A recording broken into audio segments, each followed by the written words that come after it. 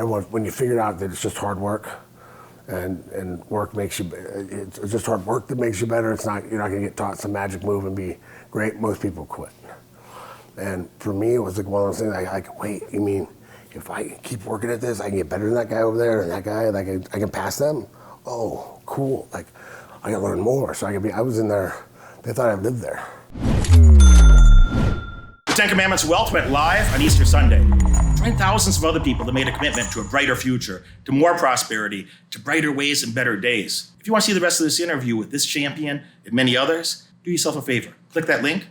I'll see you inside the Ten Commandments of Wealth. It's right over there. Click that link. Bunny, what should you do? Click the link right there. Do it now. Today I get the pleasure and privilege to sit with the UFC legend, Chuck Liddell. Chucky had one of the most amazing careers, UFC Hall of Fame. You beat some of the most amazing guys. A lot of that sport and that organization was really built. I think you started at UFC 17, I believe, was your first entrance there, and yes. You're around for a whole lot of years, and you really, maybe the legendary character of that sport for a long, long time. You're tied to that. Now I know what people are really excited to hear us talk about is accounting. Yeah. What they don't know is Chuck Liddell has his bachelor's degree in accounting, and I too studied a lot of business and a lot of accounting classes. So I know that's what they want to hear from both of us. But we'll get back to that. I get in there and we get into detail on it. I always get people like, man, do you do your own taxes? I'm like, no. It's like, no. We had like 2 tax classes. It was like personal tax and corporate tax. It's like after that they teach you that when you get a job.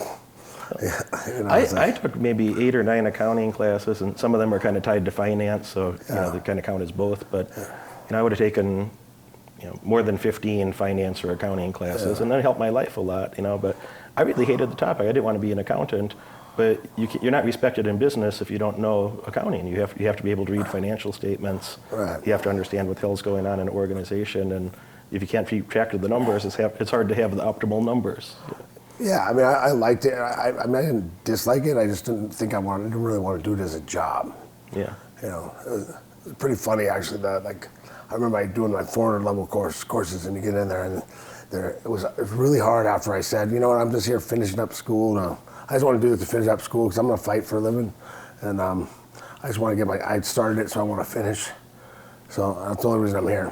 And it was really hard to find partners for projects at first, because they figured I was just checked out and I just kept going through. But after the first project, I did great and it was easy. But people were like, I don't know if I want to be. This guy's just here killing time. So, I was a nerd. I wanted to learn things my whole life. I wanted to learn new stuff, and I grew up pretty poor. Had a pretty shit childhood, and. Father wasn't around, mother wasn't much good at being around, things like that, And so I just thought to myself, well, nobody else is going to make this better except me. And I had that thought in my head early in life that I better get to work. And I had just a loose thought, like if I learned more, I could earn more. I don't see a lot of stupid people with the best outcomes in the world. So I thought I better use my brain and learn as much as I can and try to implement that in pragmatic ways. So. Oh, very smart. Yeah. I mean, I've always been, I always like, always like learning. We always being called a nerd's like a badge of honor in our family. As I said, I'm a nerd. I just had to be a tough one that was good at sports. So I wasn't necessarily, but I was a nerd in school. Like I played chess. I was the chess guy. I played Dungeons and Dragons. Car Wars. All those things. But it is what it is. What, I've looked into your background, obviously, some of your earlier life adventures, and where did the fighting start for you? You started taking, real classes in karate? Was that the first? Karate, actually, yeah. Well, it started, I was watching, I fought a lot when I was a kid. I was fighting from a young age. And I was like, I was watching Kung Fu theater, actually. I got into, they had these demonstrations in the middle. In between the double feature or whatever, they had a demonstration of karate or martial arts demonstrations. I thought, man, I want to be that guy. And I really, honestly, when I started doing karate, I thought you know, I was going to go in there, and they could teach me some magic moves, and I was going to be a ninja. You know, I was going to be the bad man. But when I was there, I figured out, I got there, and the style I got into, I was kind of lucky because the place I kept trying to go to was closed. They had a lot of kids' classes. We went to this, we were walking by this Koi-Kon Karate Do, and my mom was like, why don't we try this place? So we went in, and we got in there, but the way they taught things was like, you know, they show you something, they'll show you a move, have you do it, you know, 500 times on each side, and then they come back and look at it, and if you're doing it good enough, they'll make a few corrections and have you do that again. Now, I was a real ADD kind of kid. I was just all over the place. It was hard for me to sit and concentrate that long, but I wanted to get better at karate so much that I could sit there. It was the only thing I could actually really got used to teaching myself how to concentrate, just sit there and go over and over again. And the school I was in had a high attrition rate at about 6 months. Everyone, when you figured out that it's just hard work, and work makes you, it's just hard work that makes you better. It's not, you're not going to get taught some magic move and be great. Most people quit. And for me, it was like one of those things, like, wait, you mean if I keep working at this, I can get better than that guy over there and that guy, like I can pass them? Oh, cool. Like, I got to learn more. So I was in there, they thought I lived there. I mean, I was like, I'd go to wrestling practice, I'd still go to karate. I go to football practice, still go to karate afterwards. Because I didn't want to miss out on learning something. And so, I mean, I think it was the two things it did for me was help me learn how to focus because I was really all over the place when I was a kid. Like I was just bouncing everywhere. I learned how to focus while I'm doing things. And then, you know, obviously taught me how to fight. It's just, I mean, I love the fact that you can work, if you work hard, you can get better. And I get better, I can like work, the harder I work, the better I get. So I was really drawn to stuff. I wanted to go to karate and boxing when I was a kid. My mom wouldn't let me. My mom said, you're always fighting with people. And if you learn how to do this, you're going to fight more. And you and I both know that's a ridiculous idea that the guys that are well-trained fighters have a lot less problems in life and tend to have some discipline and respect and behave that way. Yeah, I tell people, well, it's funny, like I meet new people and like when I introduce myself, I start talking, I get pretty animated when I start getting excited about a topic or whatever. We're discussing something, you see the guy start going, I'm like, come on, man, I'm not gonna hit you. Like it's like, if I hit you, your mom's gonna ask me why I waited so long. That's how big an ass you are. I mean, that's not the way I solve things. I will if I need to, but unless you push me to that point where I absolutely have to, that's not where I want to be. I want to convince you. I don't want to scare you into thinking I'm right. I want to convince you I'm right. I'm not trying to bully you into thinking I'm right.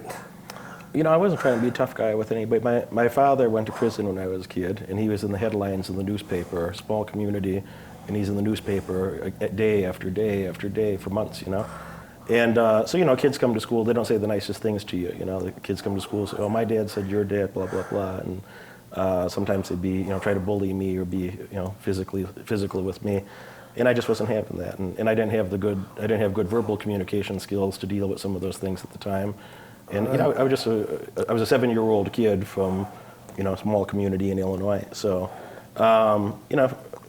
you learn that as a coping mechanism. I did that. Somebody puts their hands on you. I put my hands on them right back immediately. Oh yeah. Or somebody gets to mouthing, and I'm just like when I see it's going a certain way, I'd be quick to hit them first sometimes. But I was never trying to be. I wasn't trying to be a bully to other people or something. I just had a lot of experiences like that. Oh no, I was the same way when growing up. I always said I always say I never started a fight, but I never made it real easy for people to get out of them either.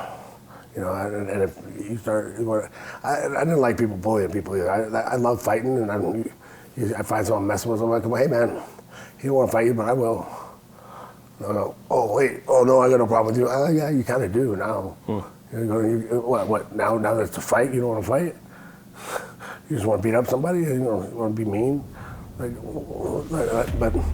as I got older, I learned that I still won't let people bully people, but I learned to give people outs.